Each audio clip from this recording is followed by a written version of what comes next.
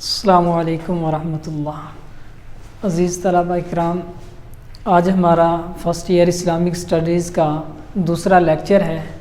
اس lecture کے اندر ہم عقیدہ توحید کو تفصیلاً پڑھیں گے۔ اس کے ہم تقریباً 6 ٹاپک پر بات کریں گے۔ عقیدہ توحید کی لغوی اور اصطلاحی تعریف کیا ہے؟ سب سے پہلے ہم اس کو سٹارٹ کرتے ہیں کہ عقیدہ توحید کا لغوی معنی کیا ہے۔ توحید یہ وحد یوحد توحید سے ہے۔ توحید کا معنی ہوا کرتا ہے کہ اللہ کو یکتا جاننا، یکتا ماننا، ایک ماننا۔ ایک ہے توحید باب تفعیل کا مصدر، ایک لفظ آتا ہے اسی کے ساتھ ملتا جلتا، اس کو کہتے ہیں واحد۔ واحد اور احد، ان دونوں میں بھی کچھ فرق ہے۔ واحد اس کا معنی ہوا کرتا ہے ایک، اور احد اس کا معنی ایک بھی ہے اور یکتا بھی ہے۔ اس کو ایک کے لیے بھی استعمال کرتے ہیں اور یکتا کے لیے بھی استعمال کرتے ہیں۔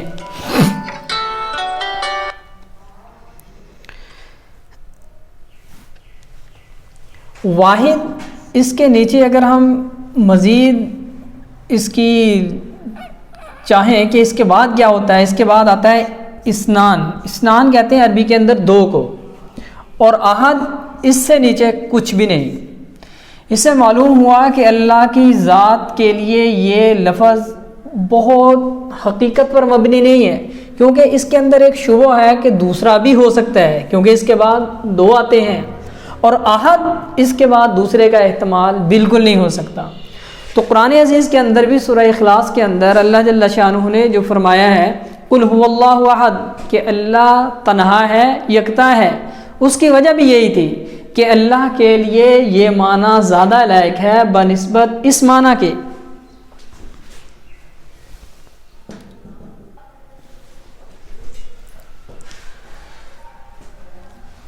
تو معلوم ہوا کہ لفظ توحید کا معنی ہوا کہ اللہ یکتا ہے۔ تو اس کو ہم اپنے الفاظ کے اندر ایک بھی کہہ سکتے ہیں، لیکن زیادہ اس کا حقیقی معنی اور زیادہ مناسب معنی یہی ہے کہ اللہ یکتا ہے۔ یہ اس کی ہے لغوی تعریف۔ اور اس کی اصطلاحی تعریف کیا ہے؟ کہ اللہ اپنی ذات کے اندر، اپنی صفات کے اندر اور صفات کے تقاضوں کے اندر یکتا ہے۔ تو یہ اس کی اصطلاحی تعریف بنتی ہے۔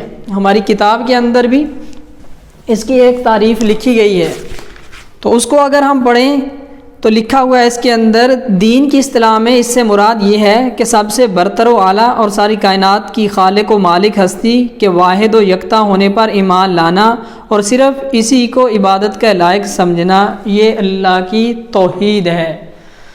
تو یہ تعریف بھی ٹھیک ہے، لیکن بہت زیادہ جامع معنی وہ تعریف ہے جو ہم نے کی کہ اللہ کو اللہ کی ذات کے اندر، صفات کے اندر اور صفات کے تقاضوں کے اندر یکتا جاننا۔ یہی اس کی توحید کی 3 اقسام بنتی ہے۔ پہلی قسم ذات باری تعالیٰ میں توحید، دوسری قسم صفات باری تعالیٰ میں توحید، تیسری قسم صفات باری تعالیٰ کے تقاضوں میں توحید۔ اب ان کو ہم تینوں اقسام کو تفصیل سے پڑھتے ہیں۔ ذات باری تعالیٰ میں توحید کا مطلب کیا ہے؟ کہ جس طرح ہمارا ایک وجود ہے، ہماری ایک ذات ہے، اس طرح اللہ کی ذات کے اندر اللہ کا کوئی شریک نہیں ہے۔ ذات میں شریک نہ ہونے کا مطلب کیا ہے؟ کہ اللہ کے پیرالل مساوی کوئی نہیں، دائیں اور بائیں اللہ کے کوئی نہیں ہے۔ اس کا مطلب یہ ہے کہ اللہ کے بھائی نہیں ہے، اللہ کی بہنیں نہیں ہیں، یا اللہ جیسا کوئی اور خالق، مالک یا رب نہیں ہے، اور اللہ سے اوپر بھی کچھ نہیں ہے اللہ کی ذات کے اندر۔ اوپر کا مطلب کیا ہے؟ اللہ کا باپ نہیں ہے، ماں نہیں ہے، اور یہ نانا نانی وغیرہ یہ سلسلے اللہ کے لیے نہیں ہیں۔ اور اللہ سے نیچے بھی کچھ بھی نہیں، مطلب اللہ کا بیٹا بھی نہیں ہے، بیٹی بھی نہیں ہے، اور باقی جتنے سلسلے ہیں وہ بھی نہیں ہیں۔ اللہ اپنی ذات میں تنہا ہے، نہ اللہ کے مساوی ہے، نہ اللہ کے اوپر کچھ ہے، نہ اللہ سے جو رشتے نکلتے ہیں جس طرح انسانوں کے ہیں وہ بھی نہیں ہیں۔ اللہ اپنی ذات میں تنہا ہے، یہ قرآن عزیز کی سورہ اخلاص جو ہے وہ اسی پہ دلالت کرتی ہے کہ قل هو اللہ احد، اللہ یکتا ہے۔ یہاں پر بھی اللہ نے یہی کہا کہ میں یکتا ہوں۔ اس کی آگے وضاحت فرمائی لم یلد ولم یولد ولم یکن لہ کفوا احد، کہ قل هو اللہ احد اللہ الصمد، کہ اللہ یکتا ہے اور بے نیاز ہے۔ اب بے نیاز بھی اللہ کے علاوہ کوئی نہیں ہے، ہم نیاز والے ہیں، یعنی ہمیں ضرورتیں ہیں، حاجتیں ہیں، بیمار ہوتے ہیں ڈاکٹر کے پاس جاتے ہیں، بھوک لگتی ہے کھانا کھاتے ہیں، پیاس لگتی ہے پانی پیتے ہیں۔ تو اگر ہم رات کو نہ سوئیں، دن کو نہ سوئیں تو ہمیں نیند کی ضرورت ہوتی ہے، تو ہم محتاج ہیں۔ اللہ صمد ذات ہے، کسی کی احتیاجگی اللہ کو نہیں ہے، اللہ محتاج نہیں ہے، اور نہ اللہ کو کسی نے جنا، نہ اللہ نے کسی کو جنا، اور نہ اللہ جیسا کوئی اور ہے۔ یہ ہوا اللہ کی ذات کے اندر توحید۔ صفات باری تعالیٰ کے اندر توحید کیا ہے کہ اللہ کی جتنی صفات ہیں ان کے اندر کوئی بھی شریک نہیں ہے۔ اب صفات کی دو قسمیں ہیں، ایک صفت وہ ہے جس کو ہم کہتے ہیں صفت عامہ، ایک صفت وہ ہے جو ہے جس کو ہم کہتے ہیں صفت خاصہ۔ اللہ کی صفات خاصہ میں کوئی شریک نہیں ہے، اللہ کی صفات عامہ میں کوئی اور کو بھی صفات ملی ہیں، مثال کے طور پہ رحیم، رؤوف، شفیق، یہ اللہ کی بھی صفتیں ہیں، اور عام انسانوں کی حضور پاک صلی اللہ علیہ وسلم کی بھی صفت ہے رحیم، رؤوف۔ تو لیکن کچھ صفات ایسی ہیں جو صرف اللہ کے لیے خاص ہیں، اللہ کے علاوہ کسی اور اللہ کی مخلوق کے اندر وہ نہیں پائی جاتی۔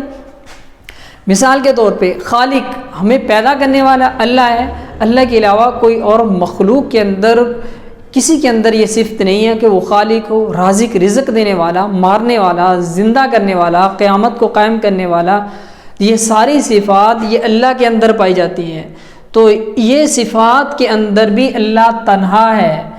تو یہ ہوئی صفات باری تعالیٰ میں توحید، ان صفات میں اللہ کے ساتھ کوئی اور شریک نہیں ہے۔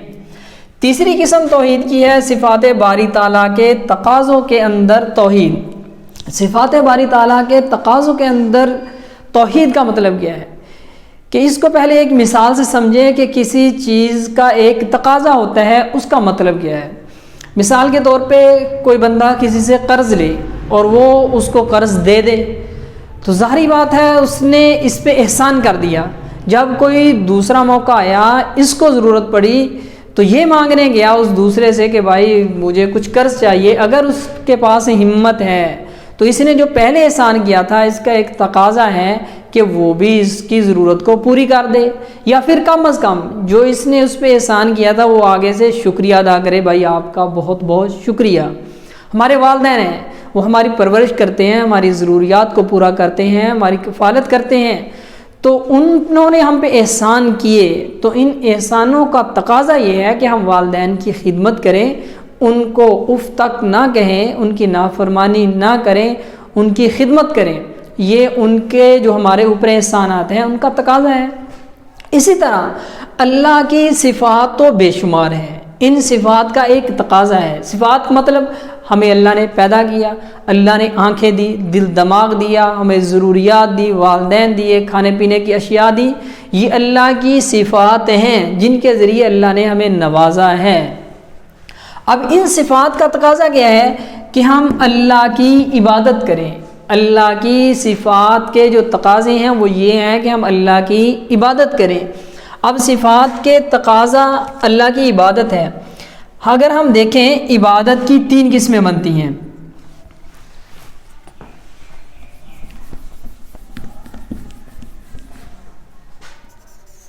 عبادت ایک ہوتی ہے مالی عبادت، دوسری ہوتی ہے بدنی عبادت، تیسری ہوتی ہے جانی عبادت۔